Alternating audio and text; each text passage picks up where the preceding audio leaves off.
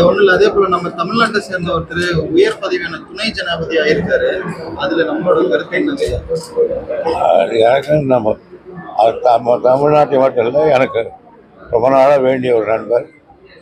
எனவே அவர் அந்த பதவிக்கு வந்ததுக்காக என் மனமார்ந்த வாழ்த்துக்களை ராதாகிருஷ்ணன் தெரிவித்துக் கொள்கிறேன். ஒரு தமிழராக அங்கே போயிருக்கிறப்ப அவருடைய செயல்பாடு எப்படி இருக்குன்னு நாம் எதிர்பார்க்குறேன். செயல்பட்ட பிறகு தான் தெரியும் நான் யோசினா எப்படி இருக்குன்னு சொல்றதுக்கு. இதுக்கு முன்ன இருந்தவங்க தமிழ்நாட்டுக்கு எதிரான மசோதாக்கள், இதுக்கு முன்னாடி இருந்தவங்க தமிழ்நாட்டுக்கு எதிரான மசோதாக்களை ஆதரிச்சாங்க, ஆதரவான மசோதாக்களை எதிர்த்தாங்க. அட்லீஸ்ட் இவராச்சும் தமிழ்நாட்டு நலன் சார்ந்து செயல்படுவார்னு எதிர்பார்க்கலாங்களே. அவருக்கு என்ன தமிழ்நாட்டுக்கு வந்துட்டு போகுது, அவர் மேல்தமையினுடைய தலைவர், அவ்வளோதான்.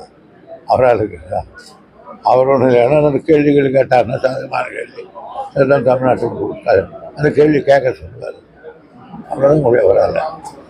இன்னைக்கு அதிமுக நிலவர சூழலை பார்த்துருப்பீங்க. ஒரு பக்கம் டிடிவி செங்கோட்டையனுக்கு கழக குரல் எழுப்பியிருக்காரு. எம்ஜிஆர் கிட்ட இருந்து வந்தவர் நீங்க. எம்ஜிஆர் அதிமுகவை பார்த்துட்டு இப்ப இருக்கிற அதிமுகவை பார்த்துருப்ப என்ன சொல்றீங்க? நான் என்ன சொல்றேன், அவங்க கட்சி அவங்க கட்சி விவகாரத்தில் நம்ம தலையிட தயாரா இல்லை. ஏன்னா அவங்களே ஒரு சார்பை சொன்னா திமுகவோட வேலைன்னு சொன்னாங்க. அதனால இந்த கேள்வி இது மாதிரி அக்கப்போற எத்தனையோ பேர் சொல்லிக்கிறோம். அதெல்லாம் நெக்லெக்ட் பண்ணிட்டு போனதுக்கு வரும். இதுக்கெல்லாம் பதில் சொல்லி தேவையில்லை. தாமிரபரணி ஆத்த முழுவதுமா மாசுபடுத்தின பொறுப்பு திமுகவை சாரும். தாமிரபரணி ஆத்த திமுக தலைமுழுகிடுச்சுன்னு நயினார் கண்டனம் தெரிவிச்சிருக்காருங்க ஐயா. நயினார் புது பதவிக்கு வேகமா இருக்காரு. அவர் சட்டசபையில் எப்படி இருந்தாருன்னு எங்களுக்கு தெரியும்.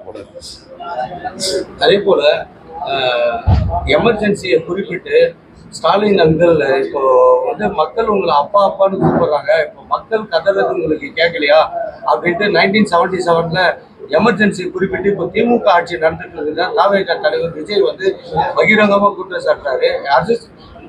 கொள்கை எதிரி பாஜக, அரசியல் எதிரி திமுக, இவங்க ரெண்டு பேரையும் நான் கட்டுப்படுத்துவேன் அப்படின்றாரு. எமர்ஜென்சியை குறிப்பிடுறாரு சார் இப்ப நடந்துகிட்டு இருக்க ஆட்சியை. அதாவது ஒரு சிஎம் அங்கிள்னு கொடுத்ததே ஒரு பெரிய பிரச்சனையா சர்ச்சையா இருக்கு. ஸ்கிரீனுக்கு பின்னால் நின்று பேசிக்கிட்டு இருக்காரு. வெளியில் வரட்டும் பார்ப்போம்.